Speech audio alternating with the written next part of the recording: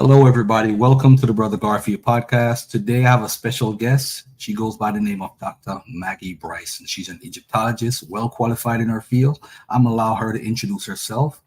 How are you doing today, Dr. Maggie Bryson? How are you doing today? I'm doing okay, Garfield. It's nice to talk to you.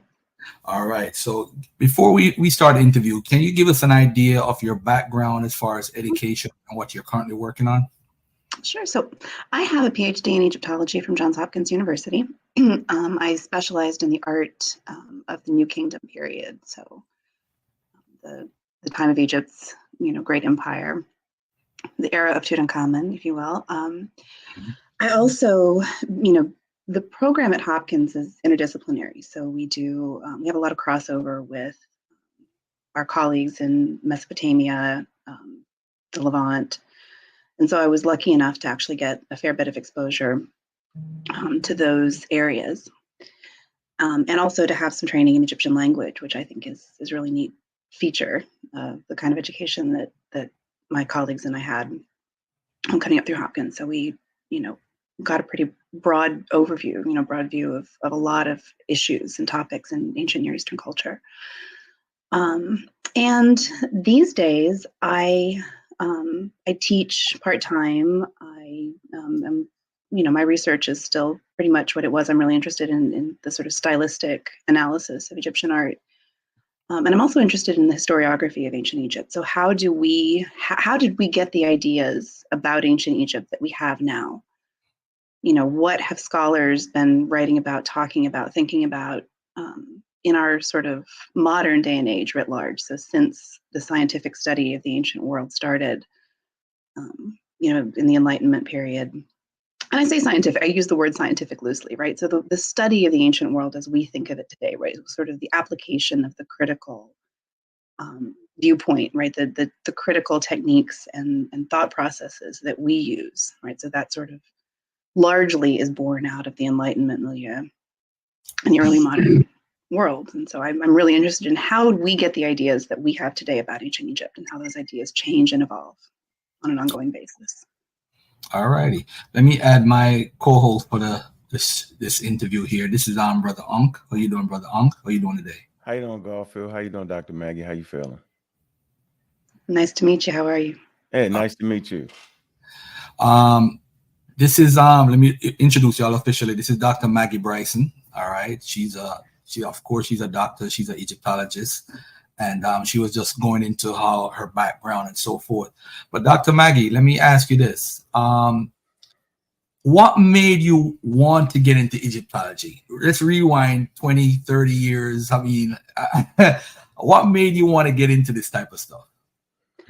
I think, probably the same thing that pulls almost everybody to it. I think, I remember being in a library when I was about 7 or 8 years old, and I saw a book, and there were all these, men in white tunics on the front moving giant stones. And I thought, that's amazing. I can't believe people could do that.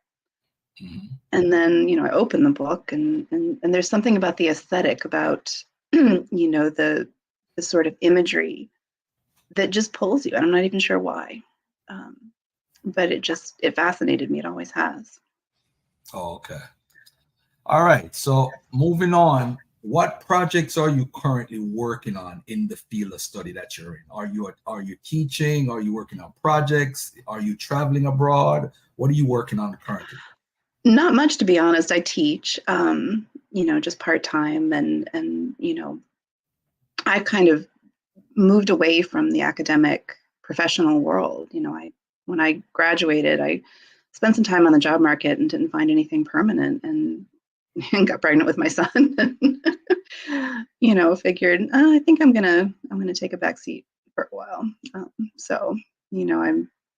I still have an interest, obviously, in the subject, and I still read and try to stay current. Writing, I'm writing an article now about a sort of Greco-Roman memory of one of the king that I wrote my dissertation on. So, just kind of things like that. And I've actually been interested in this Greco-Roman memory of ancient Egypt. Okay. All right. So you wrote about your dissertation was about a king. What's the name of the king that you wrote a dissertation about? Harmheb. Joseph Defenre Harmheb. Okay. I was checking it out on academia.edu. You're very nice writer, I should say. You're a very nice writer. Thank you. Yeah, you got good skills. I was checking it out. All right. I've seen Appreciate you on that. a couple of YouTube videos, of course, with Digital Hammurabi, and of course with my buddy Derek at Myth Vision. Do you teach? I saw a video where you said learn Middle Egyptian with Dr. Maggie Bryson. Do you still do that, or what do you do as far as YouTube is concerned? Honestly, I haven't done much. It's something I usually come on YouTube when somebody I like has a question for me, or somebody I respect, or a friend of mine. Like you mentioned Digital Hammurabi, our mutual friend, Dr. Josh, is the one who introduced me to you. And if he thinks you're somebody that it's worth talking to, then I'm here to talk to you. If there's anything I can offer you in terms of my knowledge that'll help you in your community, then right. I'm here for it. So, Brother you got a question for Dr. Maggie Bryson? How you doing, Dr. Maggie? So as far as the state formation, and I know early on in Egyptologists, they kept it like in this Near Eastern context, and they was afraid to put it in this African context. So these days, where's the field viewing the Nile Valley cultures? I think these days, most people I know are try to look at it for itself. They try to recognize the cultures of the ancient Nile Valley as,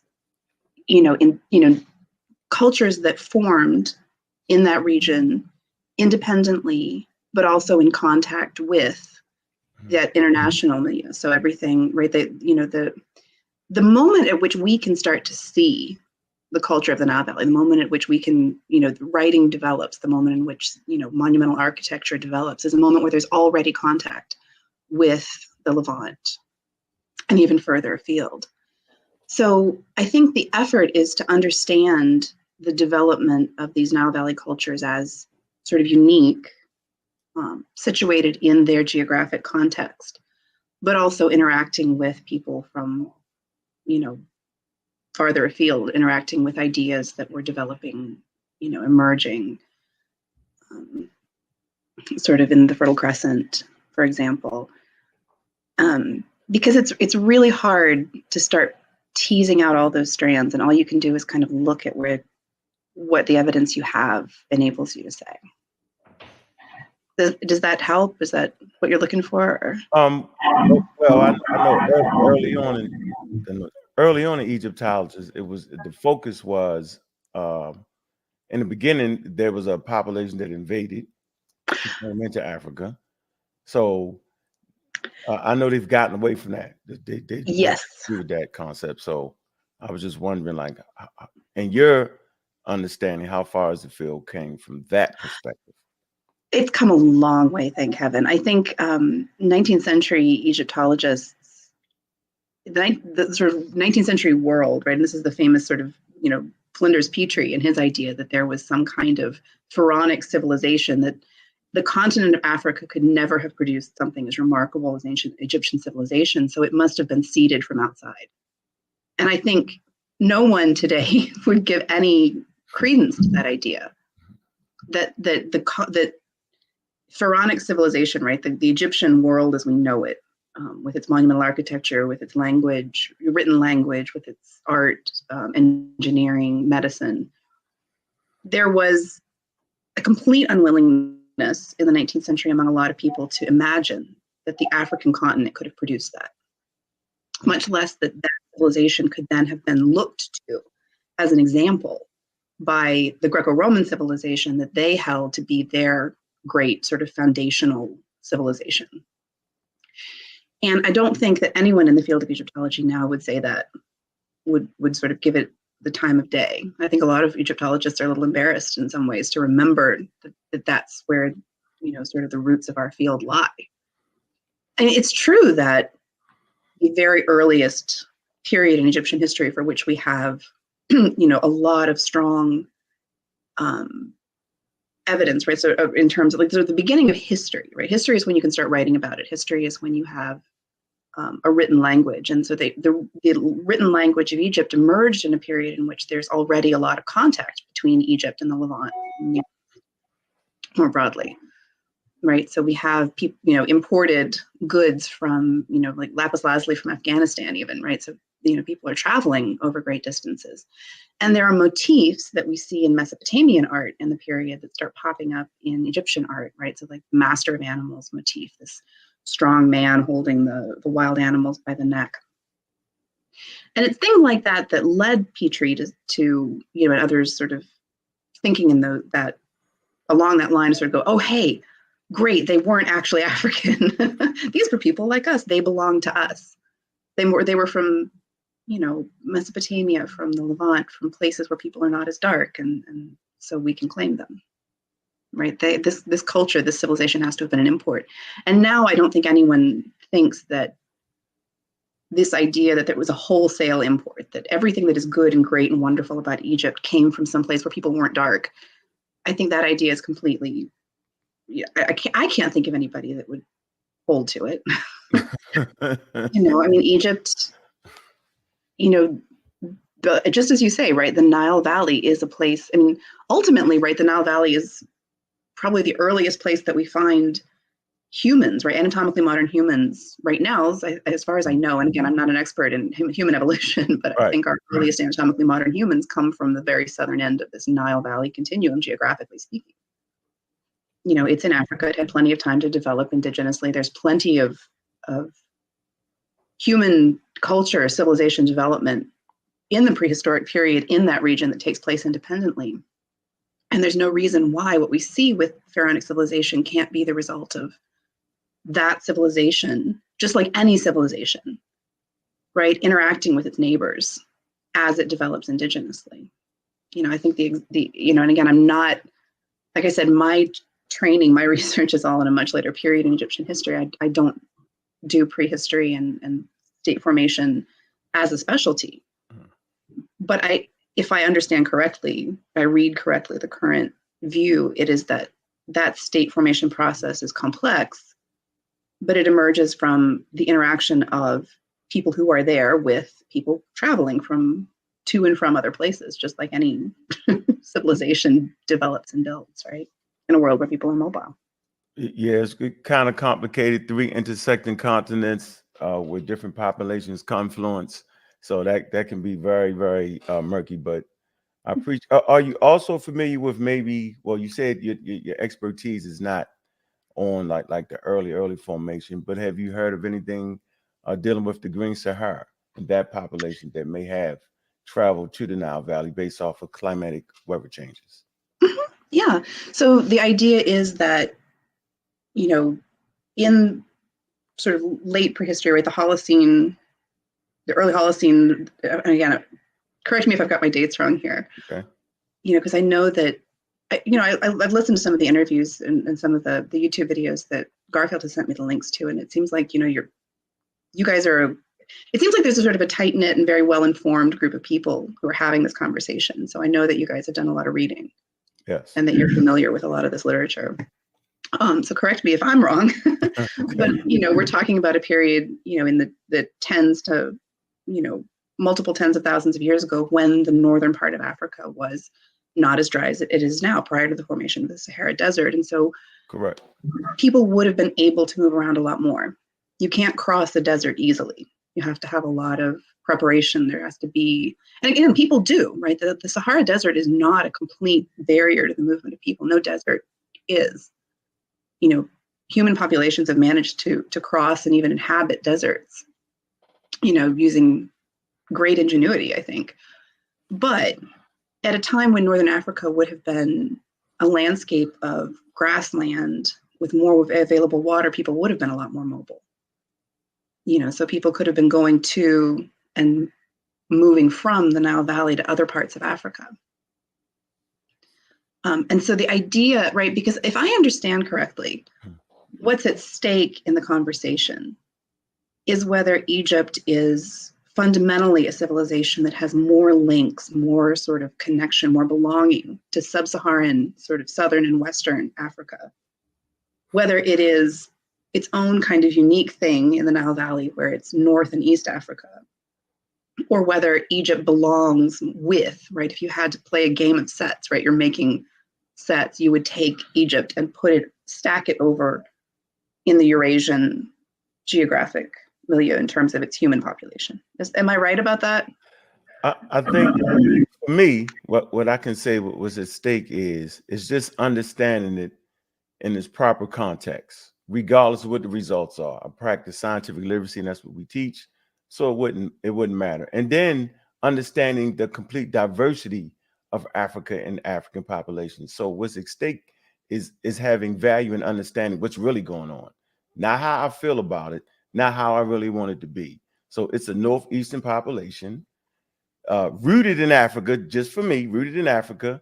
And like you said, early on, you had other people coming back and forth, entering into the indigenous population. And for me, indigenous population does not mean some unmixed, pure population. That's not real. I read the work like Charles Darwin, this book right here, The Beagle. So I've read this book, and so I understand the ideas. I understand the theories. So for me, what's at stake is just giving the people reality and understanding anthropology, Egyptology, and how they see it using expertise. So that's what's at stake for me, expertise. I would think that talking to a population geneticist, somebody who's up to date on really the most current thinking about what constitutes a population and how early humans moved around the African continent is something that might be interesting for you guys, because it's a really beautiful topic. Like, it's really fascinating. If I understand correctly, right, the population genetics of the African continent today and in the distant past reflect a lot of diversity and a lot of movement. Absolutely. And I think it would be strange to me if the Nile Valley did not have movement to and movement from other parts of Africa, as well as Eurasia. I would be surprised if that were the case, but I'm not a population geneticist. So, in the historical period, right? So after writing develops and the Egyptians start telling their own story in writing, in words, and image, right? The art, this representational art that in the Egyptian style, right? In the Egyptian idiom, it seems like there's still a lot of diversity. It seems like there are a lot of different people from a lot of different places that get folded into the Egyptian population. And that's the case today. There's movement of people. Like, you've got people, God bless them, right? With the horrible situation in Gaza, right? There are, millions of people whose immediate ancestry in the last few hundred years is in Palestine, right? In the, Israel-Palestine, in the coastal Levant. You have people who have come in from the Sudan, right? Sudan, the nation, or if you think about the region more broadly, right? So, you have Europeans, there are Greek, there were, Greek enclaves in northern Egypt. There were, people who've come in from the west, from the deserts to the west, so people who are, what you might call Berber ancestry, people who are, South Arabian ancestry. Like, there's a lot of movement of people. Always has been, as far as we can see.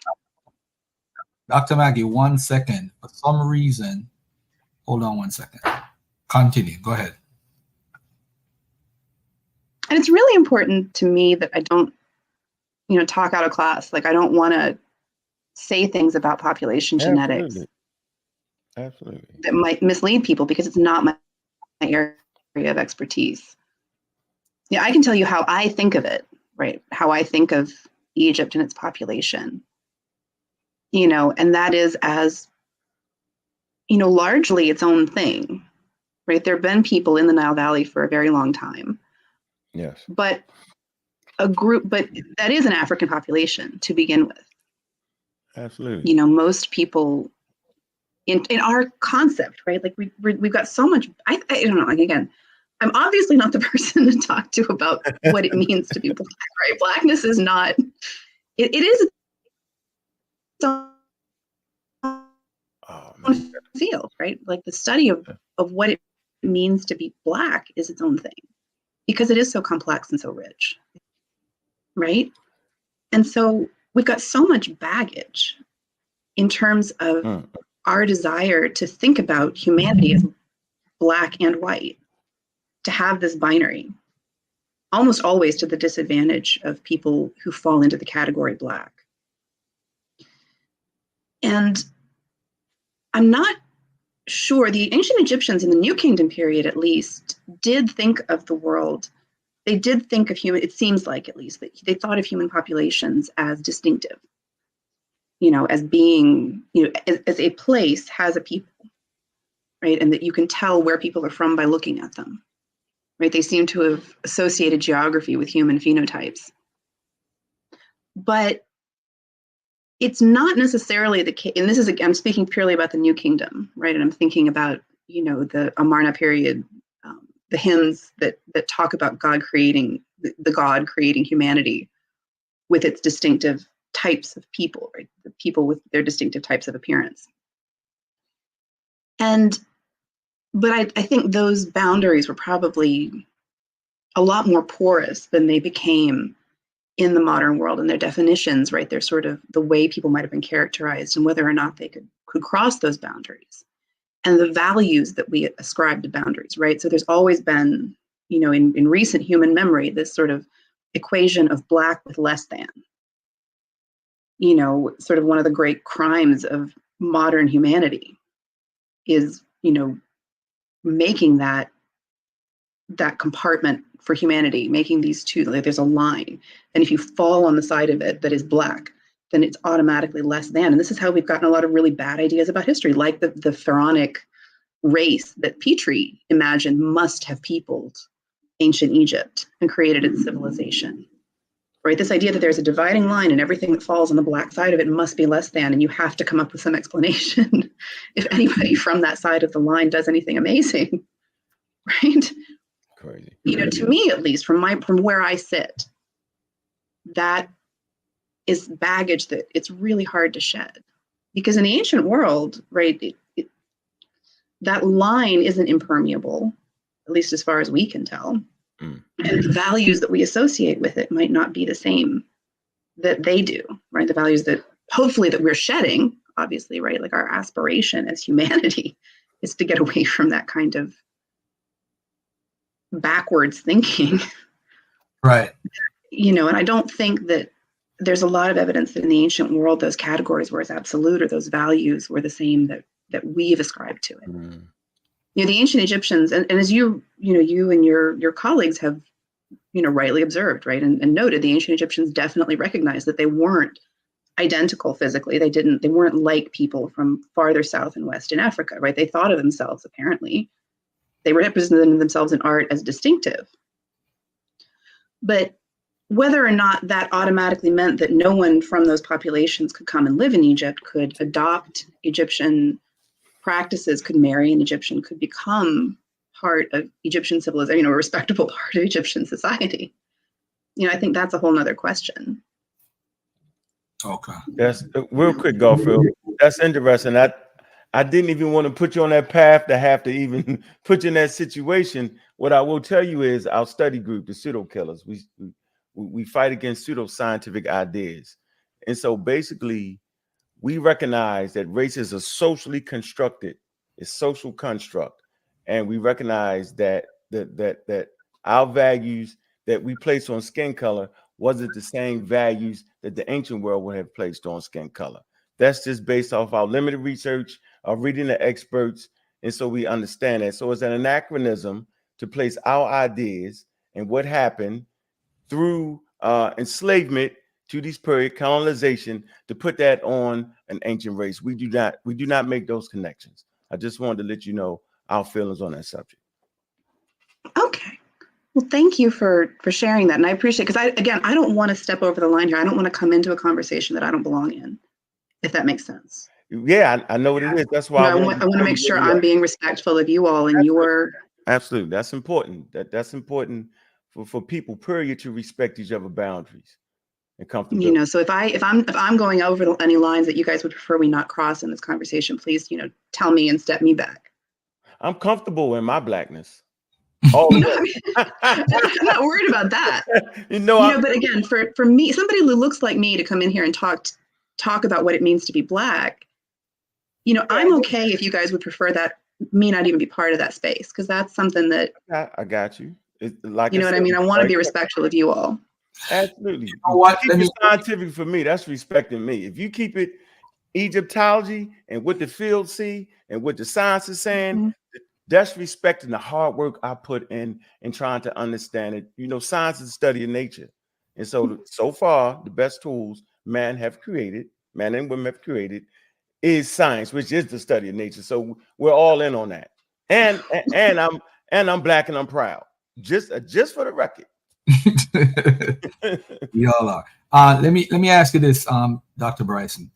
Do you see Egyptians as a collective unit when they were being named, as far as whenever they use the term Kemet?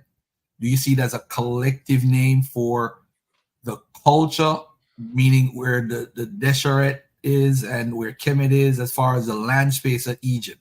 Do you see the equivalency of Kemet being the same as Egypt today, as far as geography is concerned? More or less. So when the ancient Egyptians talked about Kemet, they were talking about the world that they lived in. They were talking about the land that they farmed, right? Because Black land is the fertile Black alluvial soil of the Nile. And it stretches from roughly, right? Again, very roughly, the border between modern Egypt and Sudan. And that border it moves a lot because it's a continuum. Right. Like Nasser didn't exist then, but we have the Nile cataracts that served as kind of geographical boundary markers, but people could cross them. And there was a lot of exchange over that line in various periods of Egyptian history. But yeah, so very roughly from the Mediterranean to the cataract region of the Nile, and what is arable, what is farmable is the Black land, and what is not is Deseret, right? The red land, the desert. And so the desert on either side, to the extent that the Egyptians traveled into it, right? They mined in the eastern desert for gold. They, crossed the western desert to interact, right? They had interactions across the western desert in the sort of ring of oases, right? That allowed them to trade and interact with people in, western North Africa, and to travel farther south into the southern parts of Africa, as far south as they could permeate, right? To trade, right? To find things, to get luxury goods like gold and ivory, right? Prisoners of war, right? People were forced to labor in trafficked in the ancient world the same way as they were not. Again, I say the same way. Human trafficking is an eternal human problem, right? It's been going on through war and exchange for millennia, right? So there was trade, there was conflict, but basically, right, the Egyptians seem to have seen Kemet as what is now Egypt. It's the same, roughly the same boundaries, the same borders, right? With the oases to the far west, the Red Sea on the east, and the Mediterranean on the north, and the cataracts of the Nile on the south. All right, cool. Do you have a question, Unc? Back on the Kim, for me, the Kim would help represent entire Egypt to its geographical region in Africa, the Black soil, and how it promoted a growth, vegetation. So, could you also apply it? Have you heard it being applied to, like, I've heard people say the black town, the Black people of Kemet, all kinds of stuff. What and your reading of it and what you're understanding, what would you lead to more? Would it be, dealing with the skin color or dealing with the soil? Which is more probable? Just curious. If the Egyptians called themselves the people of Kemet, right, they would call themselves, literally, they wouldn't call themselves the Kems, right? They would call themselves the people of Kemet. Okay.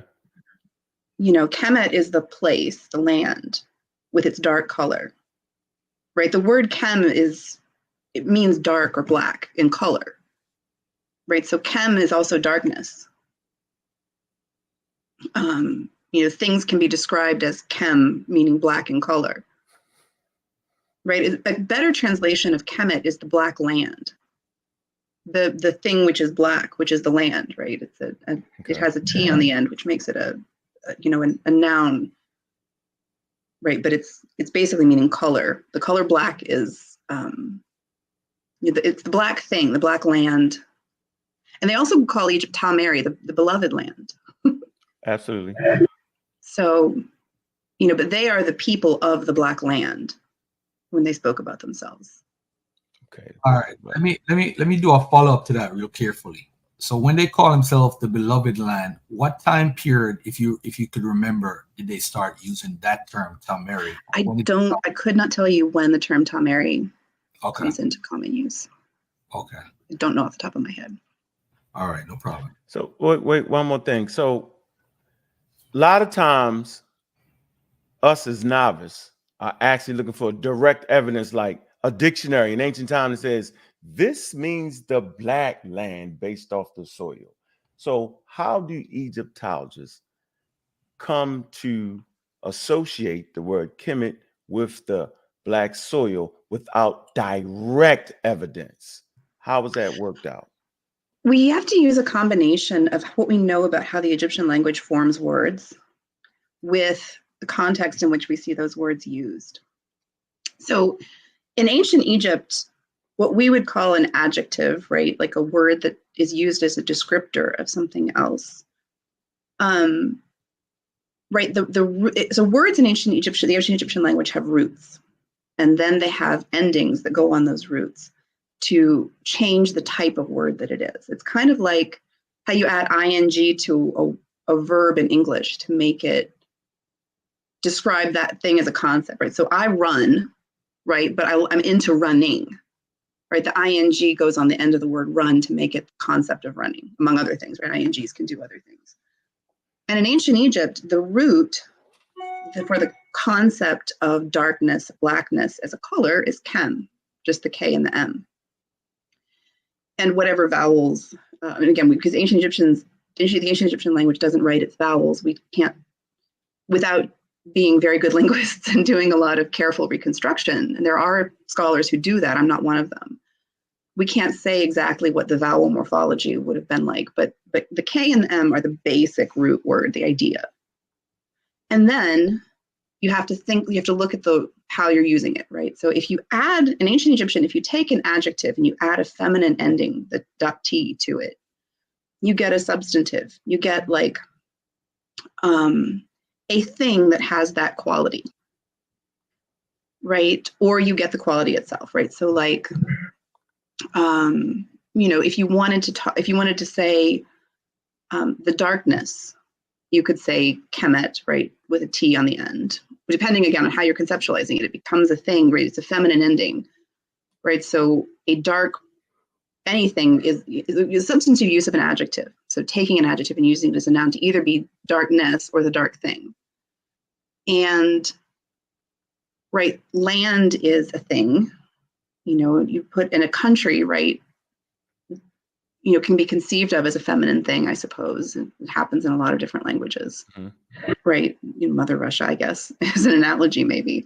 Okay. Right. So you add that T on the end and then use the word Kemet to describe, right? You'll hear the ancient Egyptians in a sentence talk about, right? I am from Kemet, right? I am from this darkness, this thing that is dark, and it is where I am from. We look at that and go, dark, a thing that you can be from, right? A place, a homeland, right? Or I travel to Kemet. I travel to the dark, feminine thing.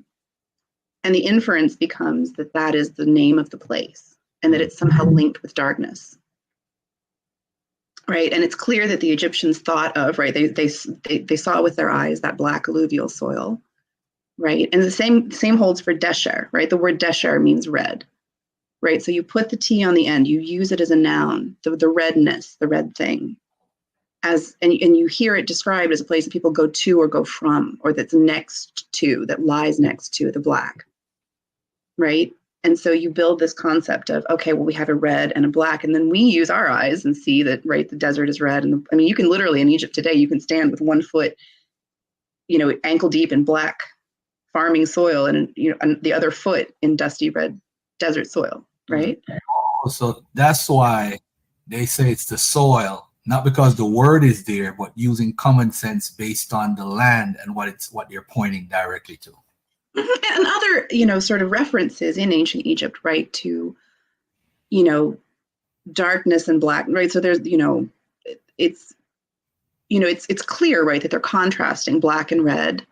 It's clear that they're talking about this in terms of place and the qualities of the soil, right?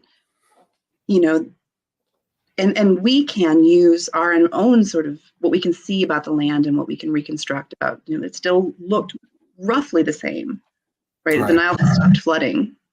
Right. For what that's worth, right? But, there are still, I met, someone that I, was very fortunate to call a friend, was a child when the Nile still flooded. And he told me, right, about going around and, he took me around his village, like that used to be under the water, that used to be not, right? Like, and you would have this dark mud when the floodwaters receded, right? So when we use the term Kemet, talking about the land, is it, would I be crazy to say, although Desheret is the red land, would they also call the red land Kemet, or that name is not used for because when we talk about Egypt today, it includes Desheret and it includes Kemet. So I'm trying to figure out, so Kemet would be that area where the Nile floods over and produce this kind of soil that they use for farming. And I think by extension, right? So if by extension, by analogy, by stretching that concept, Kemet is the entirety of whatever territory the kings of Egypt controlled and whatever territory is inhabited by Egyptian people. I like that. So I really appreciate that language or linguistic lesson about it. Again, this is my understanding, right? Like I'm not a linguist. I'm an art historian by training, but I was very lucky to have some very good education in the Egyptian language and in language in general. And that's my understanding.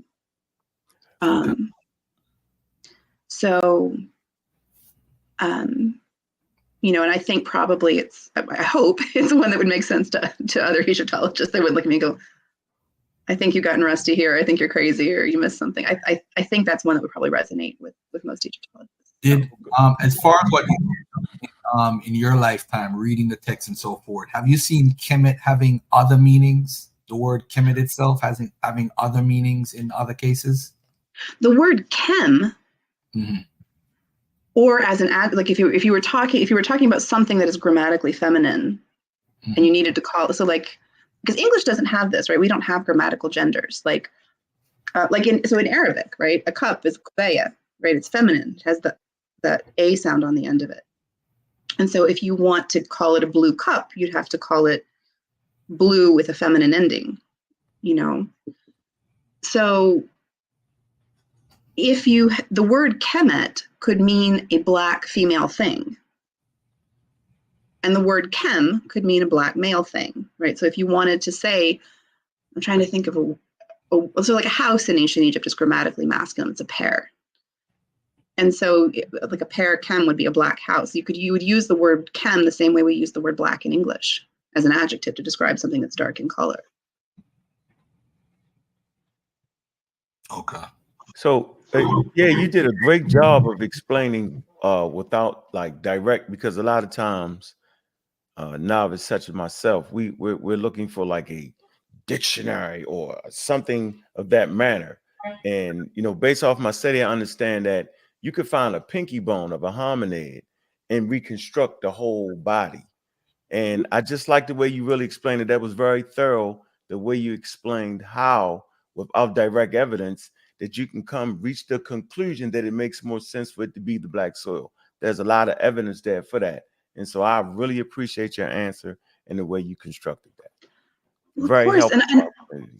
And I would encourage you to always think, even if we found an ancient Egyptian dictionary, because the ancient Egyptians did take an interest in their own language and they did study it and they did think about it.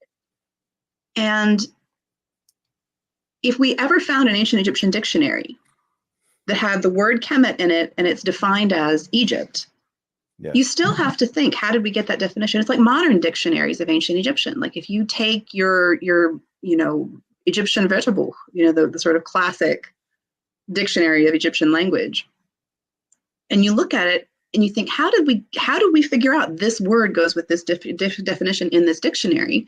A lot of times you'd find stories like that. People have to do research. They have to think about how a word is used, what its root might be. They have to look at other languages that are related to Egyptian for analogies. Like how is that, and like Coptic, right? For instance, how does that word get transmitted into Coptic? How is the same phonetic root used in a period when we can be much more certain about how it was used because we have much more written language, we have translations, right? How do we get that definition? Right? Dictionaries aren't handed down by God. They're created by people based on their understanding of their own language and their research into how these words came to be and how they came to be used the way we use them at any given period. So even if you found an ancient Egyptian dictionary, much less you're looking at a modern Egyptian or Coptic dictionary. Interesting. You have to ask yourself, okay, well, how did we get there? And I think it's very much, and I noticed, right, that some of the people that you were speaking with in an earlier interview actually had a Crumbs Coptic dictionary, and I think that's awesome, right? That's amazing, right? Like I think it's very important that I not underestimate the amount of research and the amount of effort that you all have put into this topic. Appreciate that. It's very clear that you all are doing your homework, that you know what the resources are, but I would caution you, and again, I think this is something that even scholars, right, even people who are professional scholars, we always have to constantly check ourselves and say, okay, this is what my authoritative source says. Well, why is that? Why do I consider that source authoritative? And what is the basis for what that source says? And then, am I interpreting it correctly? Am I understanding it right? Right. Right. So there are all these different layers that you have to think about whenever you approach something. And in the interest of time, we look something up in a dictionary. And because we know that dictionary is a good dictionary, we know the scholars who compiled and edited it are good, we go with it. But there are times when even the most authoritative scholarly source, it's worth thinking about how they got there. Because that can tell us how to use that information. It can help us think about how to use it and how to expand on it, how to go from there, if that makes sense. Okay. I got a question regarding modern day Egyptians. Would you consider the modern day Egyptians closely related to the ancient Egyptians as far as? That is a real tricky one for me because there's two different levels on which you have to answer that. Just as you guys just said about race, quote unquote, is a social construct. So there's population genetics, right? You have to ask yourself, what is the descent, right? The sort of physical genetic descent. And then you have to ask yourself, what does ancient Egypt mean to the modern people of Egypt? And I would suggest, sure, have you guys ever spoken with an Egyptologist? We need one. No, we definitely, that's in the works. That's definitely. Yeah, we need one. You got one? Got one for us? I will see. I can ask around and see if there's anybody that would be interested in talking with you guys about how modern Egyptians. And again, there's going to be a lot of diversity even there because Egypt is not monolithic, right? Absolutely. Even modern Egypt is very diverse. Like I speak a little bit of Arabic, but I can't understand somebody from Alexandria speaking Arabic. Okay. Right. Modern Egypt has the Arabic language has dialects. People's culture differs from region to region, even within modern Egypt, which to be clear, right, you can fly from Cairo to Luxor in an hour. But there's still a lot of difference in people's experience and their values and their thoughts and how they live their lives. And so I would love to have a whole separate conversation about that. Even the people I've talked to, some modern Egyptians are like, ancient Egypt, huh? just because it's not something they think about much. And some are like, yes, I'm very proud of my Egyptian ancestry, and I see myself as a direct descendant of the pharaonic Egyptians. And I think that that's an important part of my identity. So like, I wouldn't even hazard a statement there, except to say that genetically speaking, I don't think we have very good evidence at this point yet. No consensus on the genetic evidence as right that's real. And matter of fact, I read that statement right there in a book titled Ancient Egypt Society, Challenging Assumptions, Exploring Approaches. And I read the chapter by Samaka Kayeda. Man, Gigi gonna mess me up if I mispronounce that. Samaka Kida. Samaka Kida. Right. And he talks about that. So just on my limited understanding of populations and stuff, I do recognize that no population is frozen. So you would never expect the ancient Egyptians from 2500 BCE to be the exact same population in 2024. It just wouldn't make sense. Even in 30 BCE, you wouldn't expect it to be this population. And you wouldn't, and to be clear, right, you wouldn't expect the Egyptian population of 2500 BCE and the Egyptian population of 1500 BCE to be the same either. There are moments in history when there are mass population movements. Absolutely. And there are sort of punctuation moments, right, when populations do experience abrupt genetic change or culture change or both. Relatively abrupt, right? And like when you think about ancient Egypt in, the Middle Bronze Age, right, there's a period when there is, an influx of people from the Levant, from modern day Israel, Palestine, Syria, Israel, Palestine coming into Egypt over time, right? And they do establish a relatively homogeneous community or communities in northern Egypt, right? These are the Hyksos, right? So there's presumably genetic exchange, there's cultural exchange, right? And a lot of it's one direction. It's coming from the Levant into Egypt and bringing in whatever the snapshot of the Levant at that moment genetically and culturally is, and sort of gives it an infusion into northern Egypt at least. And because Egypt, the boundaries are porous, there's going to be some diffusion, into other parts of Egypt. But those people are also taking bits of what it is to be Egyptian and moving back with it, right? There are Egyptians living in the Levant, right? Right. And as to whether some of those Egyptians might not originally have been, have ancestors in sub-Saharan, right? But southern and western parts of Africa, certainly southern and eastern parts of Africa, right? The Horn of Africa or the deserts to the east and west. It's really hard to find the right evidence.